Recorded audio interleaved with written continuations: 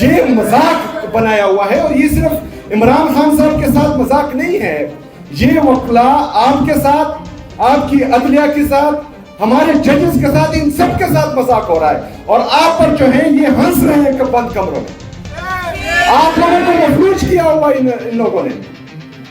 اگر عمران خان صاحب جیل میں ہے آج تو ہماری جنگ لڑ رہا ہے، ہر مرتبہ فکر کے لوگوں کی جنگ لڑ رہا ہے، تو ایک بندہ اگر ہم سب کی جنگ لڑ رہا ہے تو ہمیں یونائٹ ہونا ہے، ہم نے اس کا ساتھ دینا ہے، ہم نے اس جبر ظلم وسطیت کا مقابلہ کرنا ہے، ضمیر کی آواز سنی ہے۔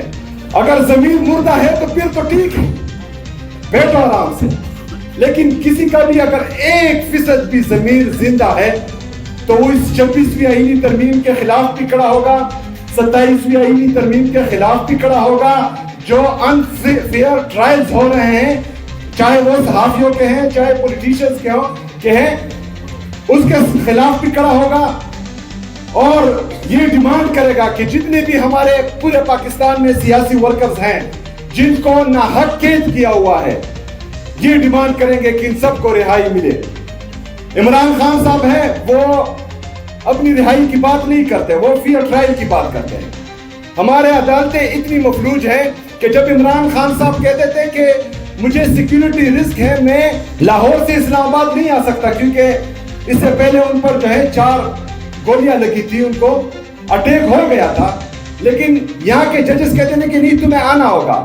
آج عدالتیں خود اٹھ کر جو ہے اڈیالہ جیل جا رہی۔ ایک سابقہ وزیر اعظم اور پاکستان کے سب سے مقبول ترین لیڈر کو لاہور سے اسلام آباد زخمی حالت میں بلایا جاتا ہے، لیکن ایک بندہ جو کنوکٹڈ ہے اور وہ باہر سے پاکستان آ رہا ہے، عدالت خود جا کر اس کو ایئرپورٹ پر ریسیو کرتی ہے۔ ایک ریاست دو دستور، ہم کسی سے بھیک نہیں مانتے، ہم کسی کو اپنی جولی نہیں پھیلاتے۔ پاکستان تحریک انصاف عمران خان صاحب کا ہر سپاہی، عمران خان کا ہر ادنا کارکن صرف اور صرف چاہتا ہے کہ انصاف ہو، آئین اور قانون کی بالادستی ہو۔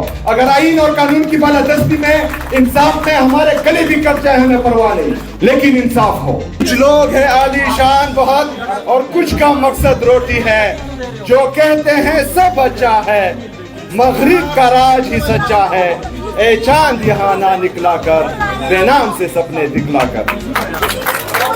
ہم بار بار یہ کہتے آئے ہیں کہ آج اگر مجھ پر ہے کل آپ پر آنی ہے۔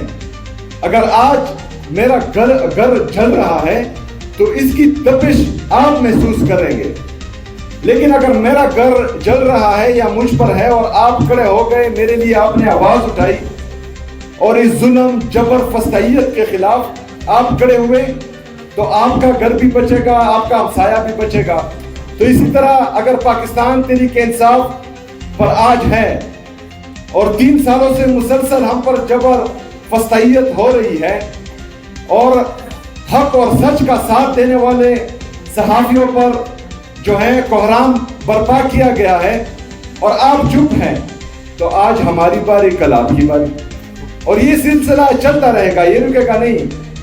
شاید ہم ریزسٹ کر رہے ہیں اور انشاءاللہ تعالی اس کا مقابلہ خون کے آخری قطرے تک اور آخری سانس چلنے تک ہم کریں گے، لیکن اس سے پہلے ہم نے دیکھا ہے کہ کوئی ریزسٹ نہیں کر پائے گا۔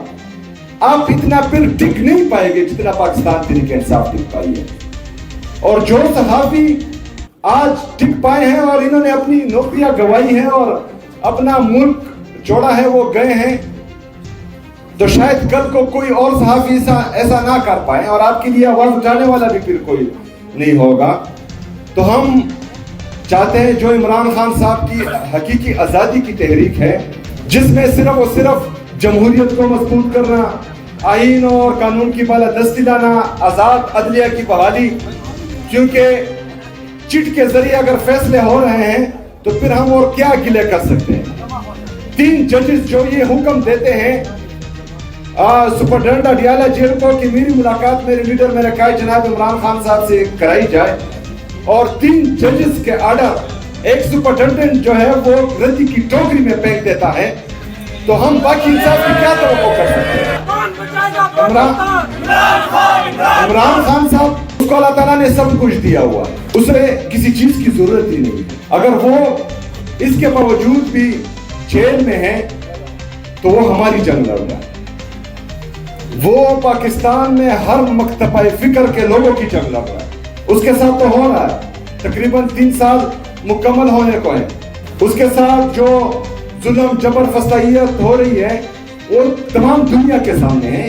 عدت جیسے گھٹیا کیسز جس کا اسلامی تاریخ میں کوئی مثال نہیں ملتی اس پر کیے گئے. گوشہ خانہ کا کیس کیا ہے؟ مطلب گاڑیاں لینے والے آج حکمران بیٹھے ہیں اور قانونی طریقے سے کوئی چیز لینے والا جیل میں بیٹھا ہوا ہے. پاکستان جس نیچ پر پہنچ چکا ہے اس سے آگے تباہی تباہی. اللہ نہ کرے کہ پاکستان کو کچھ ہو, کیونکہ اس کے لیے ہمارے بڑوں نے بہت سی قربانیاں دی ہیں. ہم نے اپنی جوانیاں لٹائی ہیں اس فرسودہ گھٹیا نظام کو تبدیل کرنے کے لیے, اور ابھی بھی اسی جدوجہد میں ہم ہیں, اور انشاءاللہ تعالیٰ یہ جدوجہد جاری رہے گی. لیکن آپ لوگوں پر بہت بڑی ذمہ داری آتی ہے. شاید میں قانون کو اتنا نہ سمجھوں, آپ لوگ سمجھتے ہیں. پاکستانی قوم کی آپ لوگوں کی طرف آنکھیں ہیں اور آپ لوگوں سے ہی امیدیں ہیں.